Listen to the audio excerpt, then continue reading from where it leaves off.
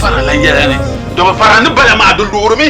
ma bɔ bɔra zuŋ no na yɛlɛ ŋɔ balle fara ti gbaama dɔma n jɛ fara ka nir taba ka du tia n ti mati bin walli ko la voora na aluna din gba biɛni daadam yi zɔri ka wula o ku tooi guu nyaŋ suɣulo lala nyɛla ka daadam yi kuundi o nyɛbu banda duungi lana soji kan chɛni naawun yili zimbo nyɛ o bundaan tɔɣu ka mali o bipuɣingi bi diɛmdo ka bidibgi ŋun bi nyɛndi daa ti yi polo boro ka tankpa gbuligo daa mɔnti lu o daa bo bipuɣingi ŋɔ ka biɛɣu ne ka ree ʒiya ni zimbo bipuɣingi la kpiya ninsal niɛŋ shiri ka yɛda to amaa shishɛli din be kum ŋɔ ni ka ti yɛn pu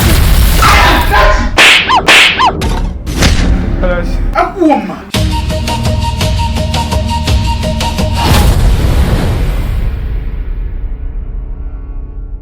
maluku yɛ yɛn bɔ boro zuŋ boro biɛɣu bɔ boro daɛ o bi viɛla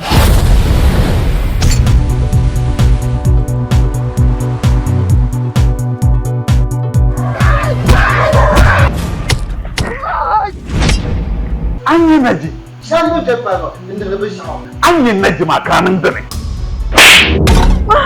ninvuɣu biɛɣu din zaŋ sini ŋɔ wuha alizumba dali 13 February Pikona Gardens gate fee yɛn ti nyɛla 40 Ghana cedis ka table reservation nyɛ 500 Ghana cedis dabsili maa tuuli ninvuɣu kɔbigu ban daa yɛn kpe diɛma ŋɔ bɛ ni yino daa mali chance ni o di rice cooker ka ŋun mi kam kpe diɛma ŋɔ ka a ti ki zuɣu koodi ni tooi che ka a niŋ saha n di moto palli from Woolentra Enterprise dabsili maa nyɛla 13 February ninvuɣu biɛɣu movie premiere inside Pikona 40 Ghana cedis be there